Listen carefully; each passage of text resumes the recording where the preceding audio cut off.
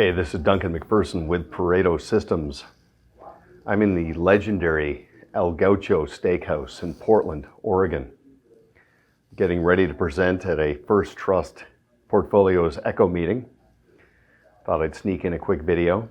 I ducked into their wine room, admiring the collection.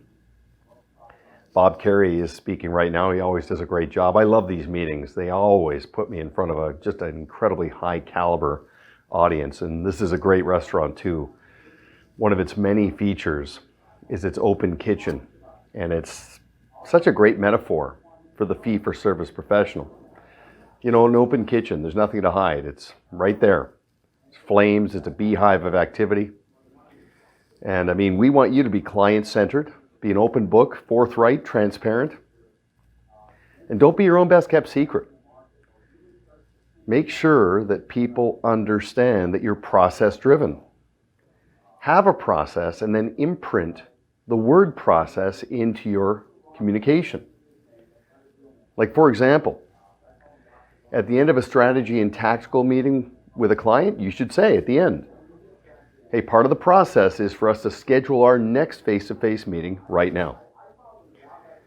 You know, habits and rituals, automated processes, it creates consistency. And people crave consistency.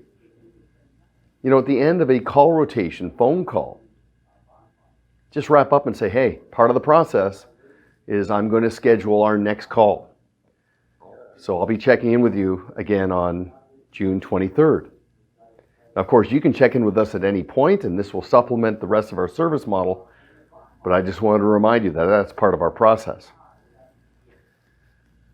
It's interesting. I was talking to a coach at Pareto, and she was telling me that one of her clients had embraced the fit process, but there was a bit of reluctance. Because, of course, the temptation, when you meet with a prospective client for the first time, if you're feeling the alignment of interest and the chemistry, well, let's close the deal now and engage the client on the spot. But of course, the fit process is not a sales process. At the end of the fit process, you say, part of our process is, at this point, is to step back and let's all just absorb what we've discussed. You can take some time, help determine if you feel we're a good fit. I'll meet with my team, and I'll contact you in 48 hours. We'll move to the next step in the process.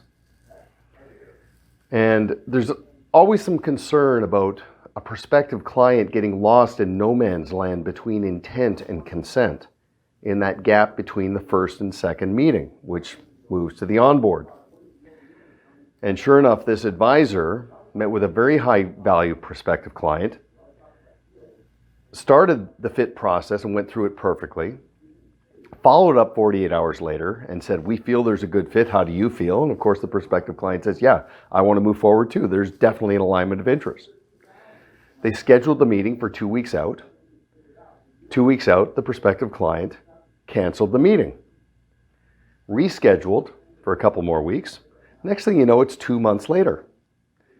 The advisor called the prospective client and said, look, I respect the fact that you're very busy, but we're so far outside of the process, I really don't think there's a good fit.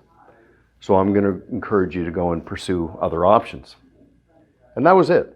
And of course, the advisor got off that call feeling some anxiety and reluctance. 2 hours later, the prospective client called the advisor back and said, I really apologize for not respecting your process. I would like to become your client. I'm going to make this a top priority. And, you know, it's interesting. I'm not going to suggest this works every time, and nor should it, because not everybody's a good fit.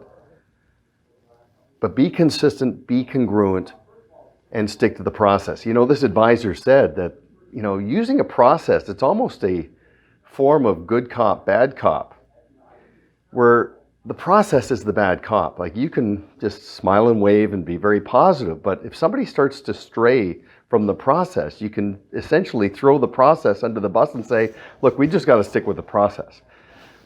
Taking your qualities and skills and intentions as a fee-for-service professional and transforming them into a thing, a process, it creates respect. and makes you very attractive and helps you achieve professional contrast. So I thought I'd just share that with you, but I'm going to get ready for my meeting. Make sure you come to El Gaucho next time you're in Portland. Until next time, this is Duncan MacPherson with Pareto Systems. Make it a great day.